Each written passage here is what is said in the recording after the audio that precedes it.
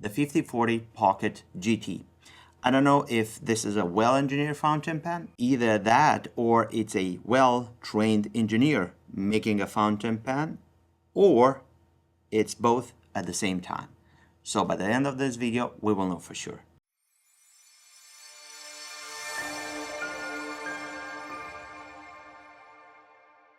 Ladies and gentlemen, as always, I'm your host from PenVenture. Welcome to another fountain pen review. And in this one, we're going to take a closer look at the 5040 Pocket GT in all 4 available versions. And we're going to have some fun. We're going to discover this interesting fountain pen, see the quirks, features, its story, where it's coming from, the inspiration behind, the person behind. We're going to have a look at the nib, how it's writing, side-by-side size comparison, what you should expect when you get one of these fountain pens, and we're gonna have also a giveaway courtesy of 5040 and together with PenVenture, we're gonna get some of this your way. For every single 100 likes, one of these fountain pens we're gonna be coming your way. I'm gonna pick a random comment from the comment section down below. We're going to start first with the customer experience. When you order a Pocket GT fountain pen, you're going to receive it in a box like this,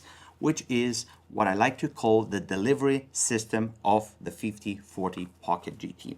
The brand is one which is rather new, established not long ago by a person on the name of Roy Anderson. He is a well-trained engineer. The outcome of his work in our industry, it's amazing. We're going to discover some of the features that he infused coming from his background in engineering. So the fountain pen, it's a small pocket size fountain pen. It comes in 3 unique materials. You may know 5040 as a brand coming from one of their top tier models, the Titan, something like this, or better said, the fountain pen, which I have like 5 or 6 of them. Pocket GT is the entry model coming from 5040. It may be entry, but that doesn't mean that Roy didn't put a lot of thought into designing this fountain pen, making it super cool, super interesting. And we're going to start first with the lightest one, which is the Aluminium, beautifully anodized in black aluminum, light, something super durable, portable, and resistant to fingerprints and micro scratches. Continuing further, we're going to have the titanium one,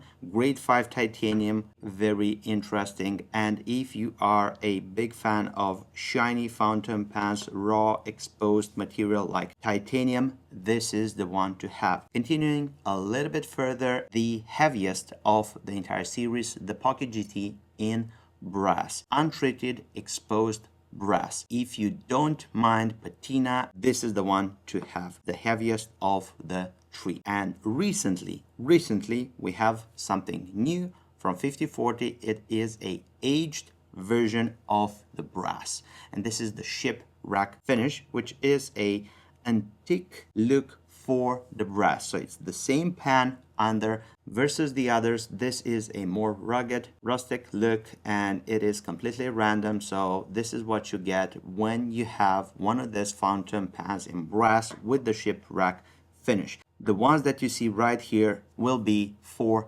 giveaway. So we have 1, 2, 3, 4 fountain pens if we're gonna get 400 likes. So let's make that deal. And this is the take on a pocket pen from Roy Anderson, the person behind 5040. I love the approach. It is fresh, it is unique, it is a streamlined design with a slanted finial. It is a very streamlined, unique look, which I believe sets it apart from other pocket fountain pens. It has a clip, not your everyday clip. We're gonna get into the details of the clip in just a few moments.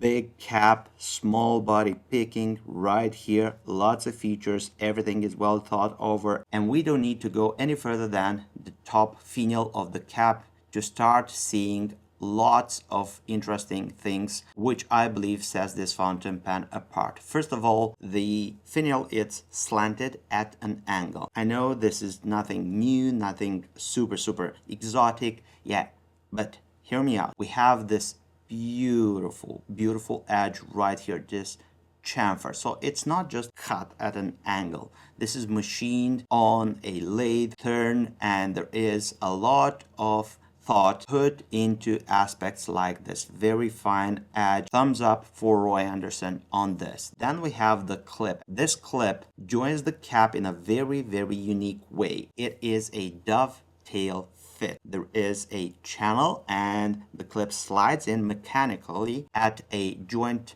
with a 21-degree cut. The clip slides in and it is attached mechanically by the cap, and then Roy is using glue in order to secure that connection and make that clip super solid. And this clip is made out of steel S136H steel, which is tempered, and I believe this offers both rigidity and elasticity. I believe this is a wonderful functional clip. It is not a clip which is just punched out of a metal sheet. No, this is micro wire EDM, electrical discharging machine. Have you seen those videos on TikTok when you have two metal parts, one that slides into the other, and once it reaches the level of the first one, it is completely vanishing? Well, that is micro wire EDM. It's actually a very thin wire, electrical charged, and that cuts the metal, and it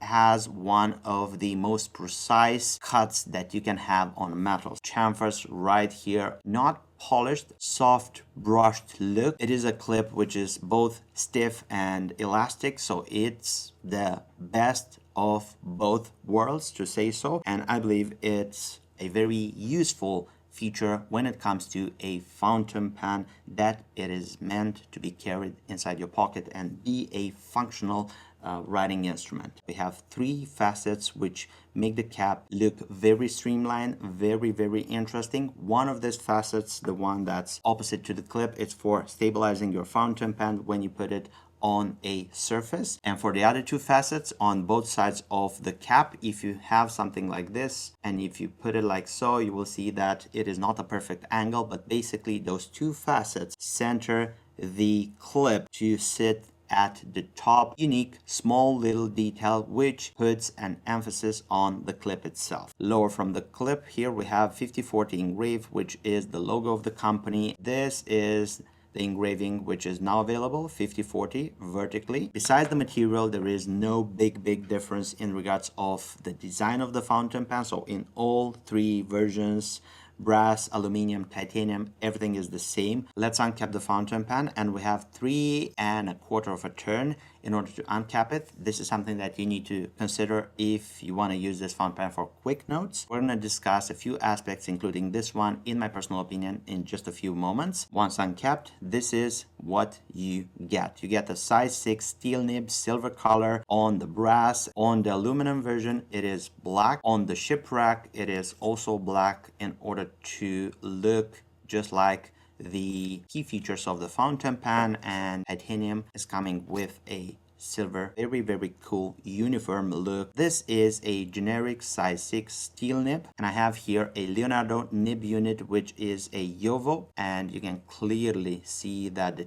two housings are very similar, and we're going to check in just a few moments if they fit one in the place of the other. So this is how you would install one of these nibs. Voila, you have everything complete. Now let's do the check with the JoWo. I'm not 100% sure that this will work with every single JoWo nib unit, but this is something that you need to check for yourself, and you will have to understand a little bit further in regards of how to install something like this. You need a little bit of grease. If you have at your disposal, it will make it a little bit more easy, and I don't guarantee that each and every single JoWo size 6 nib unit will fit inside this fountain pen, but the threads and the slot clearly looks like it's fitting. Engraved on the nib, 50/40 on the right, the nib size. This nib is available in extra fine, fine, and medium for the moment. I believe Roy is looking forward to add also broad, and why not a stub, but in the future. If we turn the nib, we're gonna see a ABS plastic feeder. A little bit further from the nib, we have the section. The section is very ergonomic right here at the thinnest point where you actually grip by the fountain pen. It's 8.59 millimeters, which I believe it's a sweet spot. So something over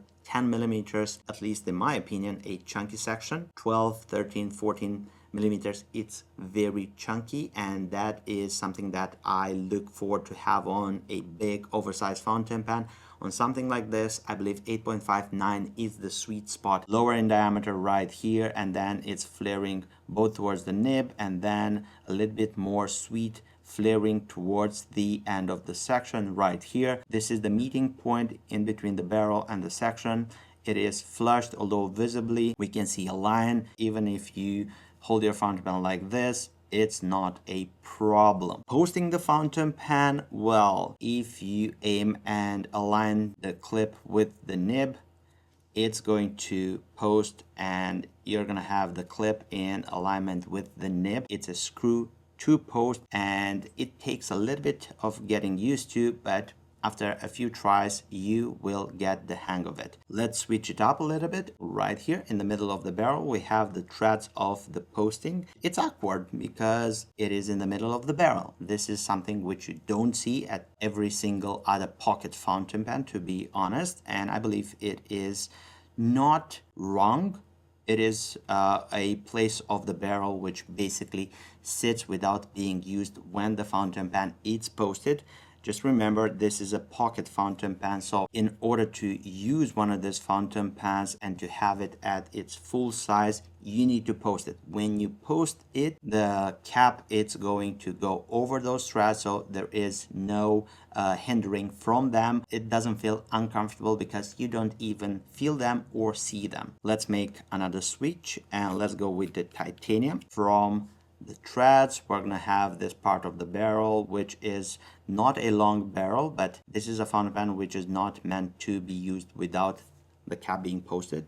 It's rather small. The pen finishes in a very unique end finial, which is not domed shape. It is like this, a unique way of having a finial, because you would expect that specific part to have like a dome. And I have right here on my desk a lot of fountain pens. 80% of them finish in a dome style of a end finial, and I see one or two which is flat. I don't know of any which finishes in a opposite to the dome shape, which is curved like this inwards. Rather interesting feature. Now let's make another switch. Let's take the shipwreck finish, which I kind of like it more and more, this battle scar look. Let's unscrew the barrel and let's check what we have inside. And inside we don't have any converters provided with this fountain pens. You will have to check what fits this fountain pen, but basically I believe it's going to fit a small Kaveca converter, either as a sack or the one with the foldable bag. As of now, 50/40 sends this fountain pens as cartridge, standard international cartridge fountain pens, and I have right here one of those cartridges from Diamond. So this is how you would use the fountain pen with a ink cartridge. Right here we have a O-ring. This is not meant to make this fountain pen eyedropper friendly. This is made to keep the barrel securely attached to the section. I would think that the titanium is eyedropper friendly because it's a non-reactive metal. If you want to try this for yourself, you would need to grease a little bit the threads, see if it holds ink, how it's behaving, and this requires a little bit of experimenting, to say so. Another interesting feature in the cap, which I almost forgot, is the fact that inside the cap, I hope that the camera picks this up, we have a Delrin sleeve, a lining inside the cap, which makes the threading very smooth, very rewarding. Either that we are talking about the posting or the capping, both go to be very, very soft, very rewarding due to the Delrin inner sleeve. This threads right here in the middle of the barrel, those are the same threads that you would use also for posting or capping. This is what you get with the 50/40 Pocket GT, a very, very interesting streamlined fountain pen made to travel with you inside your pocket with a size 6 steel nib. Very cool design, lots of feature, small little details which tell the fact that this pen, it's a well-engineered fountain pen made by a well-trained engineer. To get back to my intro, Both are true. Anyway, with that being said, let's check out the size, proportions, and then let's move into a writing sample. Before going there, let me know if you enjoy my content. If you do so, don't forget to give this video a big thumbs up. This will help me a lot with the YouTube algorithm. And for every 100 likes, we're gonna have 4 fountain pens for giveaway. First 100 likes, a random comment from the comment section, and that person will choose which of the 4 fountain pens is the one that's desired. And then so on, 100 likes, we're gonna send those your way in order to enjoy and experience a well-engineered fountain pen made by a well-trained engineer. Deal? Okay, let's continue. Here we have the 5040 Pocket GT next to a Kaweco Sport Gravitas Pocket Carbon Fiber and a Lamy All-Star. Uncapped, the Pocket GT sits taller than a Gravitas Pocket. It sits in between a Lamy All-Star and the Pocket, and it is very similar in regards of length to a Kaweco Sport. Capped like this, the Pocket GT measures 115 millimeters. Posted like this, it's going to measure 140 millimeters. The total weight of the Pocket GT brass capped and posted is 70 grams. In titanium, it's going to be 48 grams, and in aluminium, like this, capped or posted, 25 grams. Let's talk about pricing. So the aluminium version, this one right here, 130 euros, no VAT. Then one step up, we have the shipwreck and the brass, 140 euros. And the one which is on top, it's going to be the grade 5 titanium, a pricing of 150 euros, no VAT. Now let's have a writing sample. Pen. 5040 Pocket GT, and this is a aluminium extra fine brass, which is a medium, not a medium, a fine, and this is the grade 5 titanium, which is a medium. Let's see a wetness test. This is a fine point, so this is one pass,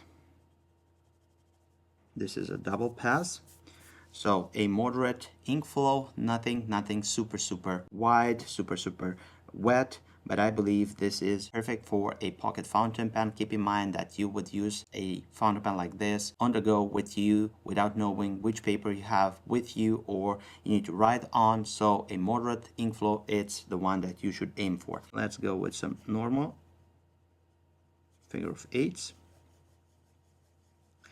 A closely resembles to the European JOVO standard. So this is a fine point. The medium as well, medium, extra fine, flex. This is a stiff nib, so don't try to push it. Now let's use the flamboyant writing with the sentence. The quick brown fox jumps over the lazy dog. It is a nib that has a little bit of feedback when it comes in a extra fine point. Have less of that in fine and medium. Plenty of wetness, and this is an extra fine point. It is a wonderful writer, very precise. I would say that the nib size for my taste would be the fine point, which is the in-between. Still a fine point that I can use whatever situation I have at my disposal with my pocket fountain pen every day and still see the ink, still enjoy a little bit more smoothness than something like an extra fine, which comes with the according feedback towards such a very small tipping. We should head over to my personal opinions regarding this pen. I think I should start saying that my favorite out of all of them is the brass one. It's the heaviest of them. This is just my personal taste, and this is my personal behavior because I love oversized fountain pens. So when it comes to a pocket fountain pen, I still seek that weight, and I believe the brass offers just that, but this is just my personal taste. You have to understand that each of these materials comes with a specific set of challenges. The brass one will show every small ding, fingerprint on it, micro scratch. It's a soft metal. I'm not going to mind even seeing those. It's gonna be having some aging in time. This has been used for 3 months or so, and it's not completely dark black or something like shipwreck, but it's tarnishing. I believe this is something that you need to take into consideration if you're thinking to get one in brass. When it comes to a more cold tone look, something like this, which is made in titanium, would cope better with the micro scratches, and also it will come with a very nice in between aluminum and brass weight. And if you want something light, it's going to cope better with micro abrasions, and it's going to look stealth, classical black fountain pen look. This is the aluminum version, and it's just a matter of choice. As much as I like the Pocket GT and what it offers and what it brings to the table, there are a few things which I believe are places where Roy will just find interesting ways to deal with those areas and to offer more practicality.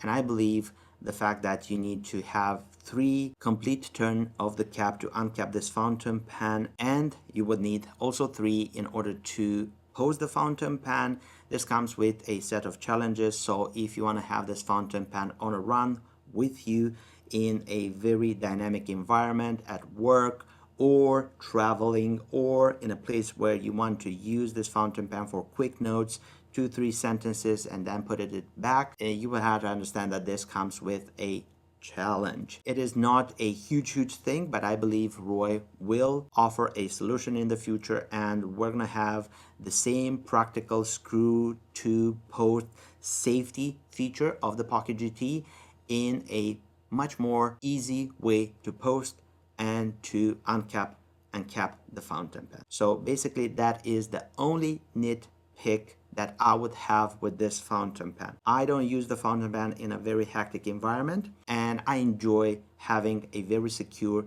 posting with the clip on a pocket fountain pen. I believe it's super cool. Let me know which is your opinion, which is your favorite out of them, and also let me and the 50/40 brand and Roy Anderson know what you want to see next from them. If you have any questions, use the comment section down below. I'll be more than happy to answer all of your questions. Don't forget to leave your comment and your like in order to get one of these fountain pens. There is no rules. I'm going to pick random someone from the comment section, and at every 100 likes, one of these fountain pens will go your way. You're going to choose which one you want to get, and we have 4 of them. So plenty of room for your likes. Thank you very much for spending this time with me on the Pen Venture YouTube channel. Thank you for supporting our channel. If you want to get one of these writing instruments, down below you'll find a link. They are available on our website and on the 50/40 website just as well. If you want to support the growth of the Pen Venture YouTube channel, don't forget to hit subscribe. Just click there, turn the notification bell on, and you will be notified whenever we have new content. Speaking about content, if you want to continue watching my previous videos, I'm leaving this right here. You can click and enjoy. As always, I'm your host Aaron from Pen Venture. I look forward to seeing you next video. Take care, stay safe, bye bye.